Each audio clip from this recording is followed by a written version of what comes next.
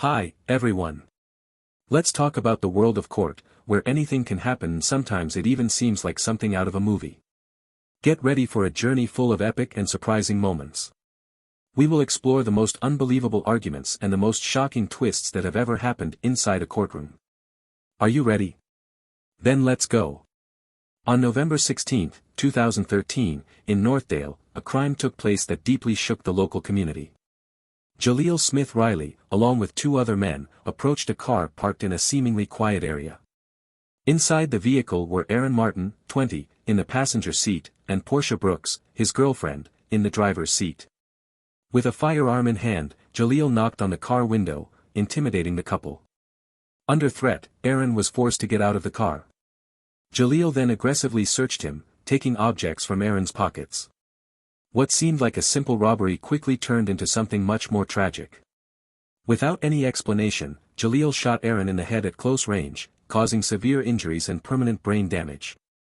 But Jaleel didn't stop there. He turned his attention to Portia, who was sitting in the driver's seat, motionless and in shock. He leaned into the car and shot her twice. Portia was immediately rushed to the hospital, where she spent 3 days fighting for her life. Unfortunately, she succumbed to her injuries and died there. Aaron, on the other hand, survived, but was left with severe physical and emotional scars that changed his life forever. When the case came to court in August 2021, tension was high. Before the judge announced the sentence, Portia's mother, Sharon Brooks, had the opportunity to speak.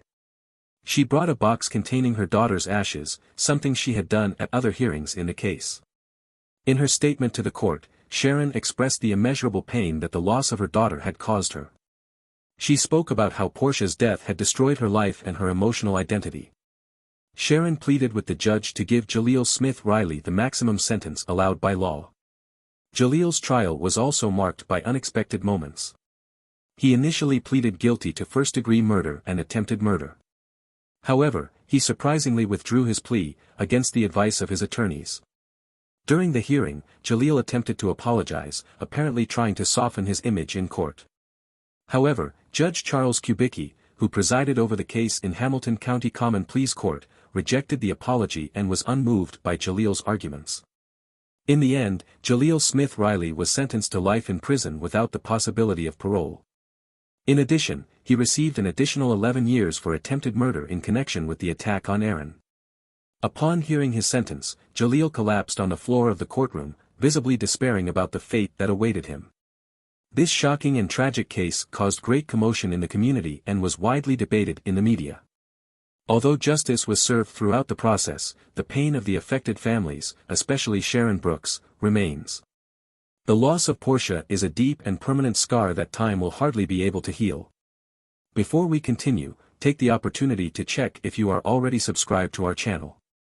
In this space, we bring a series of videos about criminals who shook the world, and you don't want to miss any story, do you? Subscribe, and thank you very much for following us.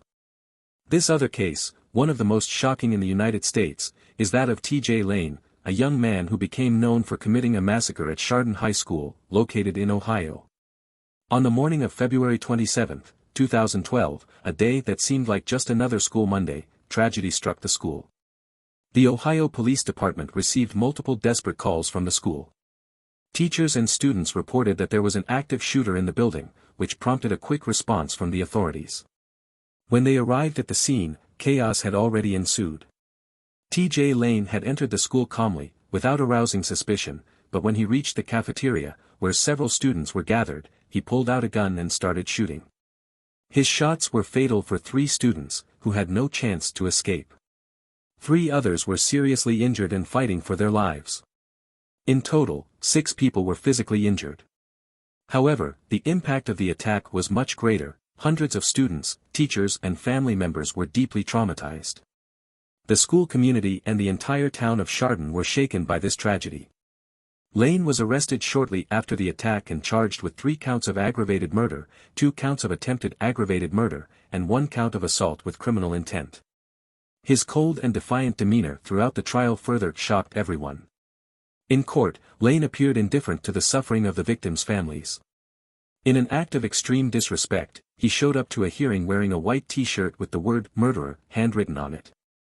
During the sentencing hearing, he further provoked outrage by giving the middle finger to the victims' families present in the courtroom. Lane also made a disturbing statement. He said something along the lines of, "Pulling the trigger is the end of, basic memory." This statement, without empathy or remorse, made it clear that he was not sorry for his actions. His behavior has been described by many experts and observers as typical of someone with psychopathic traits.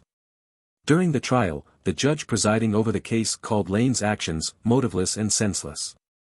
The evidence presented made it clear that the attack had no justification or plausible explanation.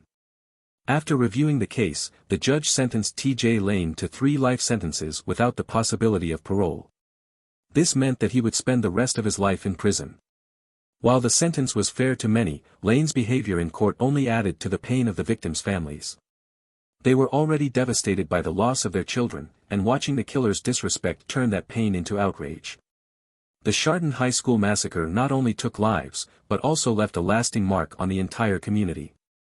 The trauma of the attack extended to classmates, teachers, and parents, showing how acts of violence like this can have ripples of impact that reach far beyond the direct victims.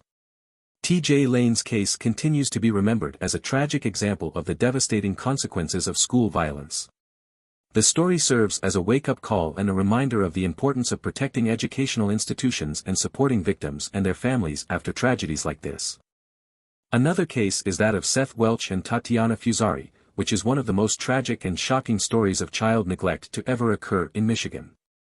In 2018, they were charged with causing the death of their 10-month-old daughter, Maria Welch, through extreme neglect. Maria died due to malnutrition and dehydration, meaning her parents did not give her the food and water she needed to survive. What makes this case even more shocking is that, in addition to not seeking medical help when she was sick, Seth and Tatiana were motivated by religious beliefs and a deep distrust of the medical system. The story began to be investigated when, in August 2018, authorities were called to the family's home in Solon Township, Michigan. The investigation revealed that the neglect was not an isolated incident, but had been ongoing since the couple had their first child, when it was discovered that THC, the psychoactive substance found in marijuana, was present in the child's system, raising concerns about the parents' care. In 2018, tragedy finally struck. Maria, who was just 10 months old, was visibly ill, but her parents refused to take her to the doctor. The child weighed just 3.6 kilograms, which is well below the normal weight for a baby of that age, and doctors soon realized that she was suffering from severe malnutrition.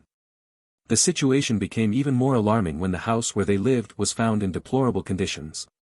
The house was filthy, with insects and vermin everywhere, indicating a complete lack of care. By the time the police arrived at the house, the situation was so shocking that even the investigators were horrified. During Maria's autopsy, the medical examiner confirmed that the cause of death was chronic malnutrition caused by deprivation of food and water. To make matters worse, a recording of the 911 call Seth made showed just how neglectful he was toward his daughter. In the call, Seth seemed more concerned with explaining the situation than actually seeking help to save the child's life. The couple's trial began in 2018, when they were initially charged with manslaughter, meaning that they caused their daughter's death through carelessness, without direct intent. However, in 2020, after a long and painful trial, Seth and Tatiana were convicted of first-degree murder. The first-degree murder charge implies that the parents' actions were so gross and negligent that they directly caused Maria's death. They were sentenced to life in prison without the possibility of parole, a decision that many considered fair given the gravity of what happened. During the trial, the court heard from many witnesses, including family members and experts, who discussed the impact of Maria's death and the life she had lived before her death. Many of Maria's family spoke with sadness and pain about the child's ordeal and how the case had changed their lives forever.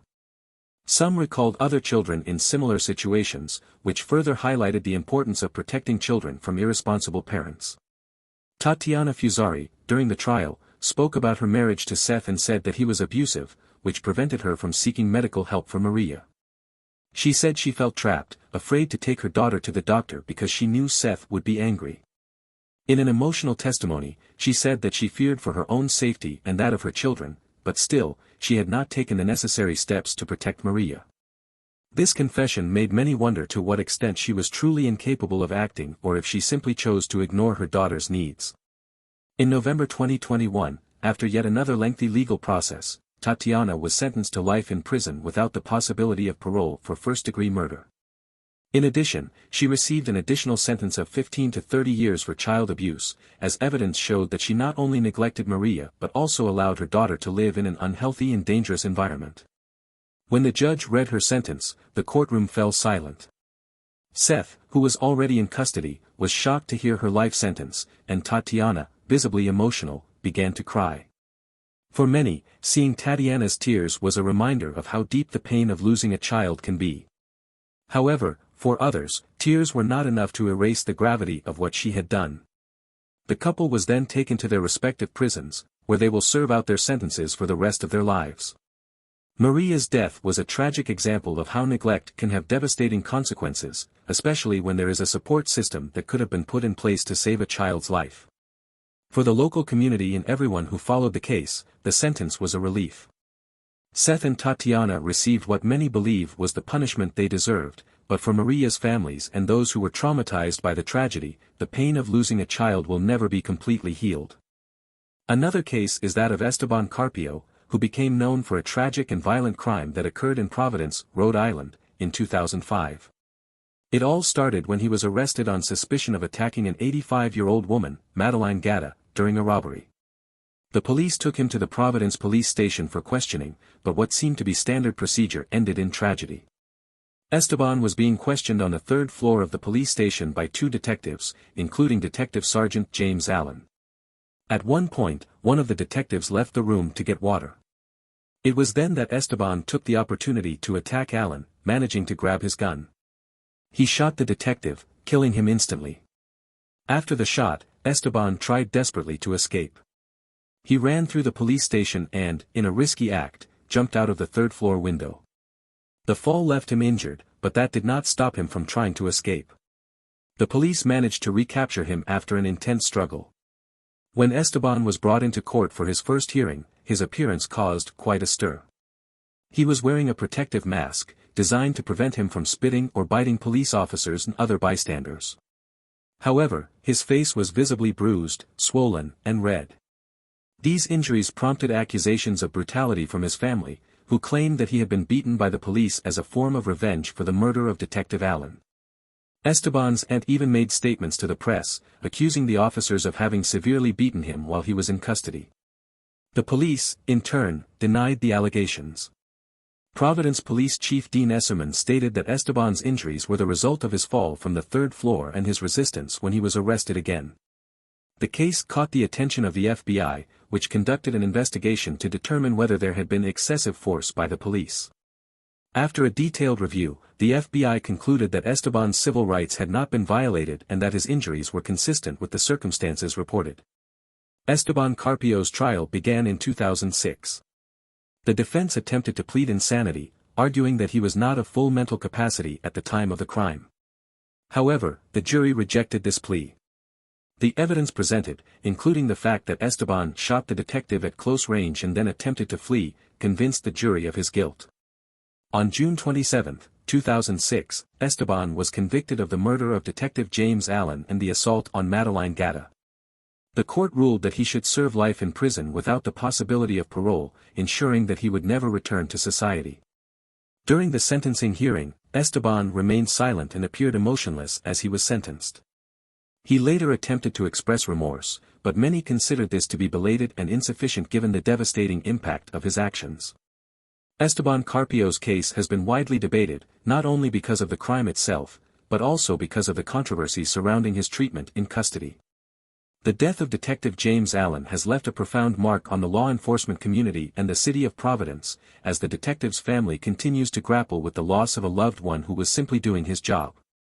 If you've made it this far, thank you for following this journey through such remarkable stories full of important lessons. These cases show how choices can have profound consequences and, at the same time, make us reflect on justice and humanity. Did you like the content? Don't miss the chance to like and show that you enjoy complete and detailed analyses like this one. We really want to know your opinion, so comment below what you thought and share your ideas about the cases we discussed. And, of course, subscribe to the channel and activate the bell. That way, you won't miss anything and you'll also help us bring you more impactful content like this. Let's grow this incredible community together. Thank you for being with us and see you next time.